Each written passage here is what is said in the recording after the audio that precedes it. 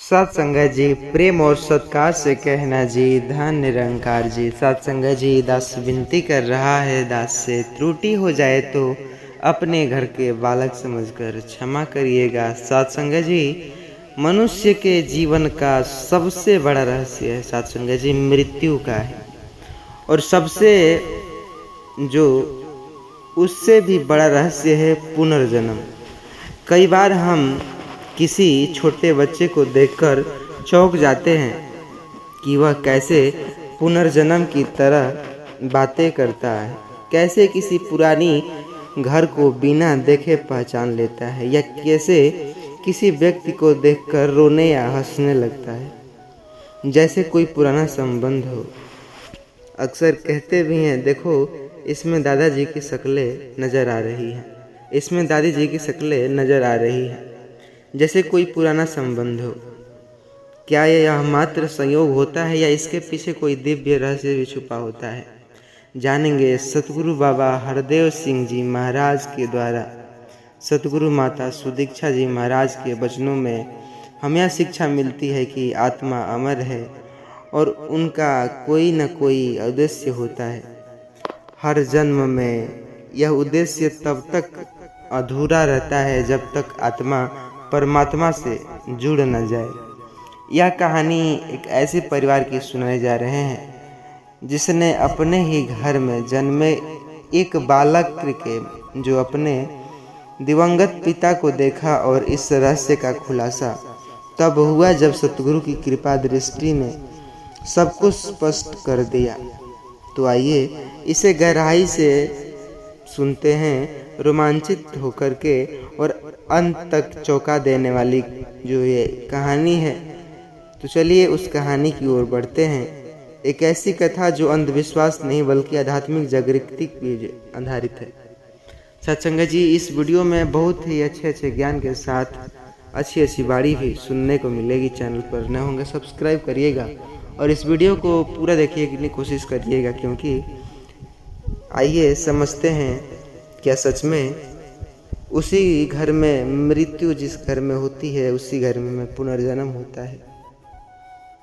उत्तर प्रदेश के एक छोटे से गांव बड़गांव में हर चीज़ सीधी सादी थी। खेल खलिहान, बैल, घर, चूल्हे की रोटियां। यहाँ एक परिवार बृजमोहन सिंह का चार, जो बच्चे के पिता और गांव का प्रतिष्ठित किसान। लेकिन वे सिर्फ किसान नहीं थे, एक सच्चे संत निरंकारी मिशन के दृढ़ अनुयायी भी थे। सत्संग उनका जीवन था। सेवा, सुमिरन और सत्संग से ही दिन की शुरुआत और अंत होता था। लेकिन वर्ष 2019 की एक सर्द जो कि रात की बृजमोहन को दिल का दौरा पड़ा और शरीर त्याग दिए। पूरे गांव रोया, लेकिन सबसे ज्यादा टूटी उसकी पत्नी श्यामला देवी, सबसे छोटे बेटे मोहित की आत्मा। समय बीता, मोहित बड़ा हुआ, घर की जिम्मेदारी संभालने लगा। फिर घर में नई खुशियाँ आई। मोहित की पत्नी विभा गर्भवती हुई।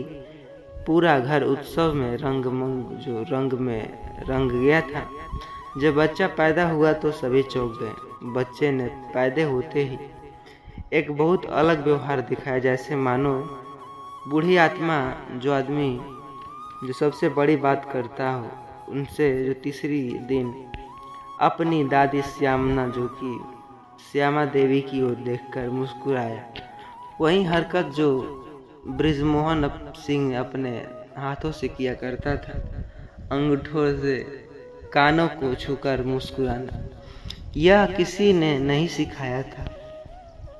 श्यामा देवी ने यह देखकर रोते हुए कहा, यह बच्चा, यह तो वही है जो मेरे बृजमोहन।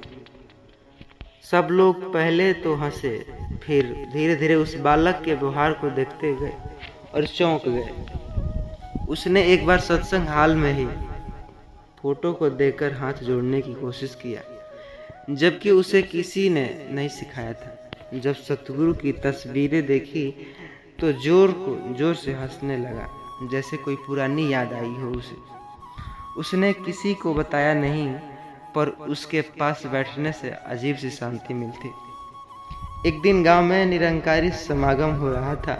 सब लोग बच्चा तब तक बोल रहे थे जब तक वो नहीं सीखा था। लेकिन जब सतगुरु माता सुदीक्षा जी महाराज की तस्वीर मंच पर दिखाई गई, वह बच्चा जोर जोर से हंसने लगा और जोर से कहा, सतगुरु माँ, यह पहला शब्द था, उसने बोला। सभी रो पड़े। एक सज्जन ने कहा, यह तो पुनर्जन्म नहीं तो क्या यह इसमें कुछ जरूर है इसमें।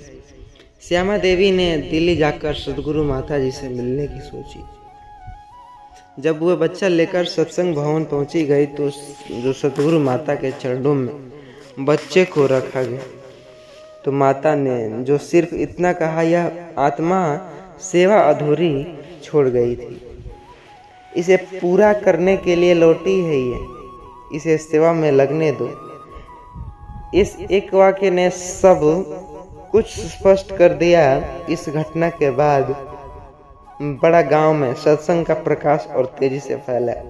लोग पहले हंसते, अब श्रद्धा से बैठते। इस बालक को लोग नन्हा संत कहकर बुलाते। उसकी उपस्थिति में लोग झगड़े भूल गए। एक दिन एक किसान के बेटे ने अपने पिताजी से पूछा, पापा, अगर हम सतगुरु से जुड़े जाए तो क्या हम भी ऐसे शांत बन सकते हैं? ब्रिजमोहन की आत्मा का जो कार्य शुरू हो चुका था, उसी परिवार में एक स्थानीय पत्रकार ने यह कहानी एक पत्रिका में छाप डाली। कुछ ही दिनों में मनोवैज्ञानिक और शोधकर्ता गांव आए। उन्होंने बच्चों को हरकतें रिकॉर्ड की और जो कि वैज्ञानिक तौर पर सब कुछ साबित कर दिया सत्संग जी। पर हर किसी का एक ही निष्कर्ष था, बच्चा अब 10 वर्ष का हो चुका था, अब उसका नाम प्रकाश रखा जाए। प्रकाश गांव में छोटे छोटे सत्संग करता, बच्चों को नैतिकता की शिक्षा देता और सबसे बड़ी बात यह थी कि हर दिन बाबा जी की तस्वीरें के सामने बैठकर धन निरंकार जपता। वह कहता, मैं कुछ नहीं हूँ, सब मेरे सतगुरु हैं। सत्संग जी, ऐसे तो निष्कर्ष यह निकलता है सत्संग जी, सतगुरु बताते हैं कि क्या मृत्यु के बाद आत्मा लौटती है? क्या वह उसी परिवार में आती है? सतगुरु बताते हैं कि आत्मा का जन्म जन्मांतर तक चलता रहता है, जब तक वह परमात्मा से मिल न जाए। तो सेवा अधूरी रह जाती है, पुनः लौटकर की जाती है। कहते हैं अंतिम का संदेश यह है कि मनुष्य का जीवन केवल खाने, सोने और कमाने की नहीं, वह एक यात्रा भी है आत्मा से परमात्मा तक। मृत्यु जो एक पड़ाव है, अंत तक देखें। मनुष्य का जीवन केवल ऐसे नहीं।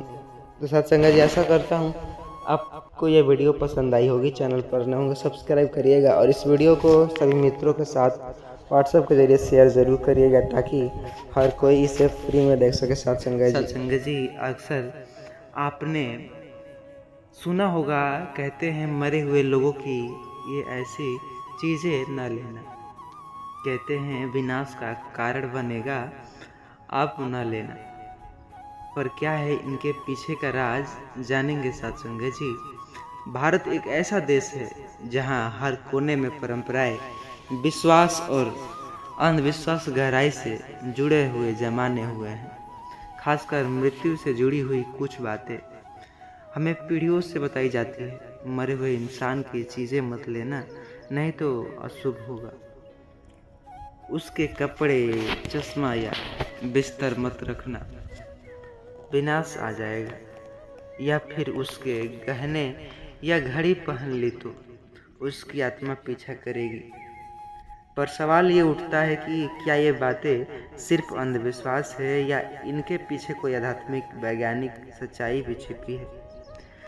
बाबा हरदेव सिंह जी महाराज और सतगुरु माता सुदीक्षा जी महाराज ने हमेशा हमें सिखाया है कि आस्था का आधार विवेक होना चाहिए, न कि डर।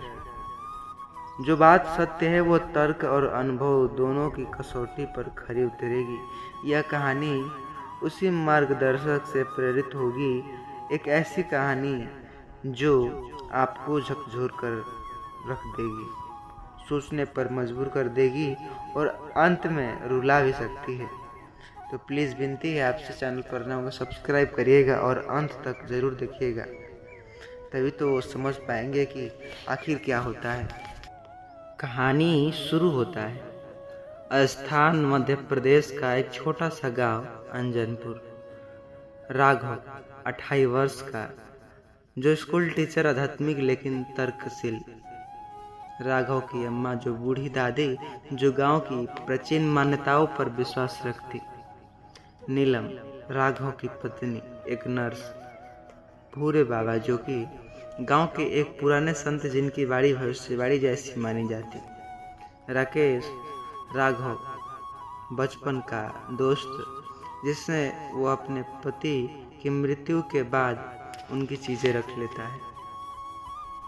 राकेश का पिता रामदीन, जो एक साधारण मगर कर्मठ किसान, उनका देहांत एक रात नींद में हो गया।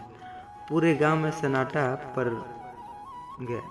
अंतिम संस्कार के बाद राकेश के पिता ने उनकी घड़ी, जो पिता की घड़ी, चश्मा और लाठी से संभाल रख लिया, कहकर ये निशानियां हैं उनकी, मुझे उनसे जुड़े रहने का जो एहसास दिलाएगी। लेकिन अम्मा ने सिर पकड़ लिया, बेटा, मरे हुए इंसान की चीज़ें नहीं लगते। ये मेरी बातें जो माँ ने मुझे बताई थी और उनकी माँ ने विनाश होता है। राघव जो राकेश का विशिष्ट मित्र था, उस वक्त वहीं बैठा था। उसे ये विश्वास जो था अंधविश्वास लगा। यह बात, अम्मा, क्या सिर्फ चीज़ों में से किसी आत्मा परेशान होती है? अगर हमारी भाव श्रद्धा का है तो क्या हमें उससे नुकसान हो सकता है? राघव ने पूछा। अम्मा ने धीरे से कहा, श्रद्धा सही है, लेकिन कुछ चीज़ें सिर पर भाव से नहीं, ऊर्जा से जुड़ी हुई होती है। रामदीन जी के अंतिम संस्कार के जो 13वें दिन जो थे, बीत चुके थे। उसी बीच ऐसी घटना हुई। राकेश के घर में अजीब घटना, मानो घड़ी अपने आप बजती हो, लाठी, रात को गिर बजने की आवाज़ें। सबसे ज़्यादा डरावनी राकेश की माँ सपने देखकर जगती और चिल्लाती। रामदीन जी कहते, मेरी चीखें जो लौटा दो। ऐसा कहते हैं। राघव ने इसे संयोग माना। नीलम जो अस्पताल में काम करती थी, एक दिन बताया, राघव मेडिकल में हर जो सपने जो दिन में मरे हुए लोगों के कपड़े और चादरें नहीं इस्तेमाल करते। उनमें बैक्टीरिया, वायरस नाम के बहुत से औगाड़ू चीज़ें जो दिखाई देते हैं।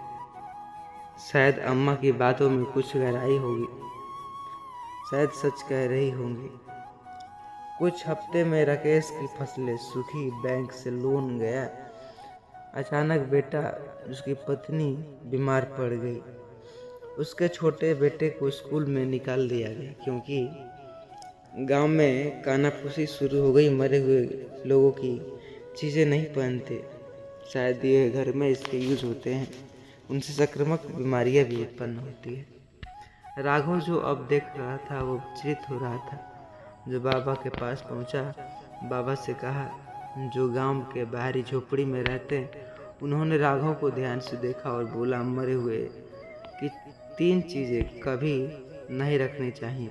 उनकी घड़ी जो समय में अटकी होती, चश्मा जो दृष्टिकोण उनके कर्मों से जुड़ रहता है, और लाठी जो उनसे जीवन का सहारा अब भर जाता है। ये चीज़ें भावनात्मक रूप से जुड़ी होती है, लेकिन आध्यात्मिक रूप से मृत व्यक्ति जो आत्मा की अधूरी ऊर्जा को रोके रहती है। राघव ने पूछा, लेकिन सतगुरु तो हमेशा निर्भरता का पाठ पढ़ाते हैं। बाबा की जो सच्ची, लेकिन सतगुरु का मतलब है सच्चा गुरु। जो सिखाया जाता है वो भगवान में श्रद्धा होता है, पर बंधन मोह माया। अगर किसी वस्तु से मोह, त्याग और भावनात्मक उत्पन्न किया जाए तो उनसे तो ये खबर लगी जाती है कि क्या सत्य है और क्या गलत। इसी बीच श्रद्धा पर बंधन हो गया माया मोह। अगर किसी वस्तु को मुंह में डरा दिया जाए तो वह भक्ति नहीं बंदिशा हो जाता है। राघव ने एक प्रयोग किया। उसने रामादीन की घड़ी गांव के मंदिर पर दान कर दिया। लाठी की अग्नि में प्रवाहित और चश्मा नरमम जो नदी में बहा दिया, नर्मदा नदी में। पूरी आत्मा जो श्रद्धा के साथ हो भावनात्मक विचार रखते। आत्मा आप मुक्त हैं। आप यदि हम आपकी याद में हैं तो, पर मोह में नहीं। चमत्कार रूप से राकेश के घर की स्थिति सुधरने लगी। पत्नी की तबीयत ठीक हो गई और खेतों में हरियाली छाई। सबसे बड़ी बात, राकेश की माँ भी फिर से वही सपना नहीं देखी कोई। कुछ महीने बाद गांव में सतगुरु माता सुदीक्षा जी महाराज का सत्संग हुआ। गांव में जो राघव ने कहा, जो अनुभव किया, उनसे जीवन को पूरी तरह से बदल दिया जाए। भाई बहनों, मित्र, सभी मृत आत्माएं हमें डराती नहीं। वह सिर्फ यह चाहती है कि हम मोह माया में न फंसे। उनकी वस्तुएं तभी शुभ होती है जब तक उनमें जो कर्म जुड़े होते हैं, अच्छे कर्म। लेकिन अगर तुम अंतिम दौर में डरा दे तो अधूरी चीज़ें भी जो होती है नष्ट हो जाती है। राघव की अंतिम जो आंखें थी वो बंद हो गई थी। उसे अपनी समझ पर जो था ना, बोलते हैं गर्व नहीं, जो कि संतोष हुआ। और इसी से इस कहानी का निष्कर्ष भी निकला कि राघव ने गांव में अभिमान तो शुरू किया, श्रद्धा दिया, भय नहीं, यह कि से अपना परंपरा किया। गांव के लोगों को पहले से बात बताया। इसी बीच अन्य लोगों को भी सेवा करने का मौका प्राप्त हुआ।